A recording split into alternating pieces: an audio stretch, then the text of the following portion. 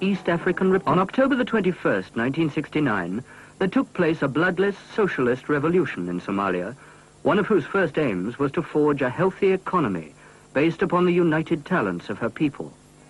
In traditional handicrafts, for example, crafts of wood carving, of stone cutting, ivory, metal, and leatherwork, there previously existed only the single craftsman, catering in a haphazard way for the needs of his tiny local clientele. The revolution changed that, setting up fully equipped cooperatives, in which the craftsman's skills could be enhanced through contact with his fellows, in which he could create more and better goods for an expanding market, including a hard currency market overseas.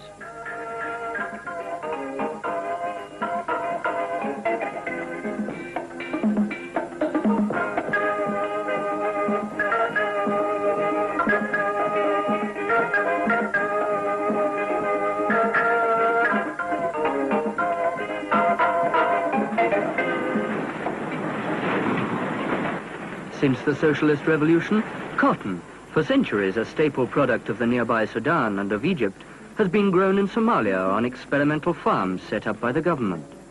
In the Shabelle region, the Somaltex textile factory at Balad was built and equipped with the most modern equipment.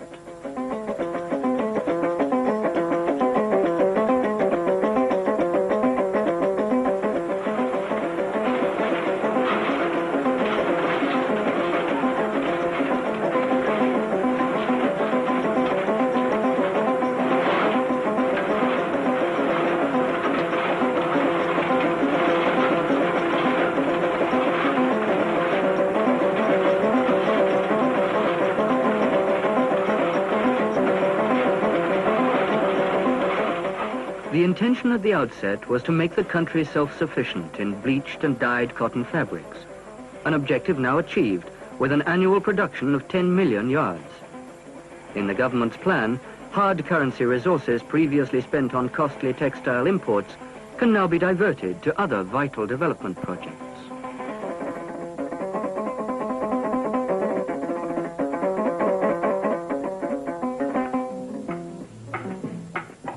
Weaving and pattern making have always been traditional Somali crafts, and the new freedoms offered by a domestic textile industry are encouraging still further these already developed skills.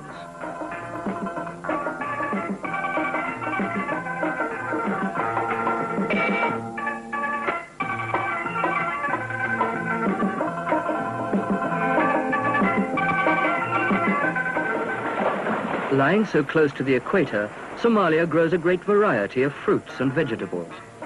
To package these for sale and export, the government built the huge Etop factory at Afgoy. Its positioning is excellent, lying in the very center of the fruit-growing district of the Shabelle and close to Mogadishu's export harbor.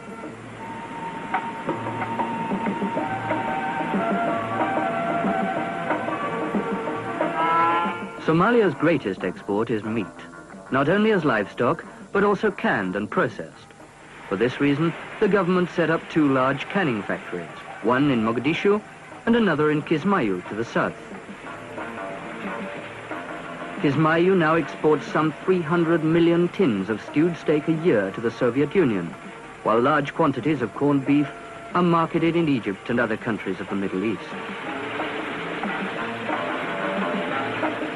2,000 miles of coastline give Somalia a further natural resource to develop, and fish factories are a growing feature of her coastal towns. The main one at Las Korai in the north is designed to process an annual minimum of 5,000 tons of tuna fish for export. Success in this has led the Ministry of Fisheries and its related agencies to expand their operations and to purchase growing numbers of fishing vessels and storage facilities for the industry.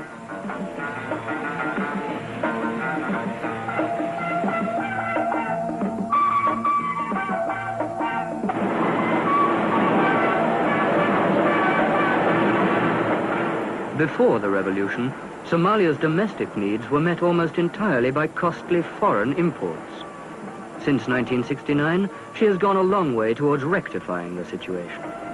The Bail factory in the capital, for instance, now produces soap products, detergents and shampoos, sufficient to meet the entire country's needs.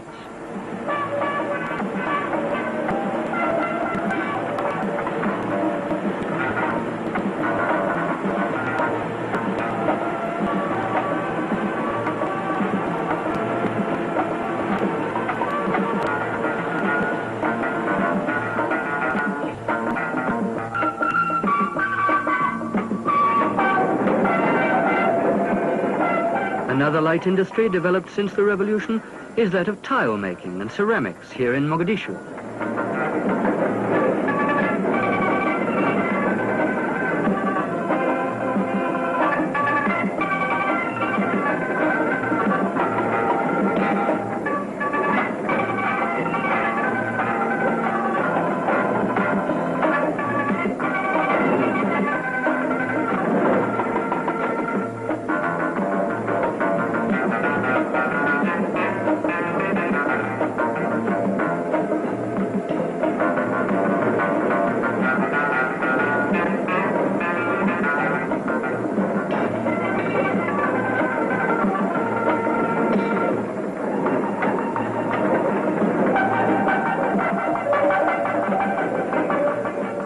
Made entirely from stone quarried locally in Burhakaba, the ceramics are the work of local craftsmen, encouraged by the flourishing industry.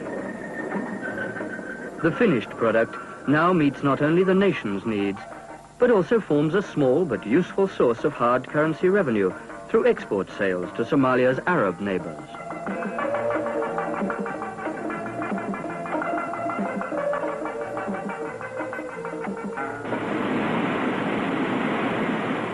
Tobacco has been grown on an experimental basis in Somalia for the past 16 years.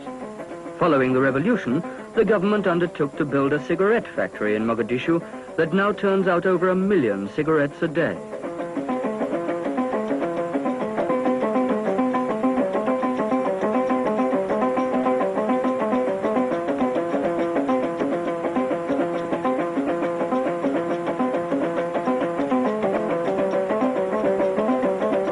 The same factory also produces matches of timber cut from the southern forests of Shirib in the lower Juba.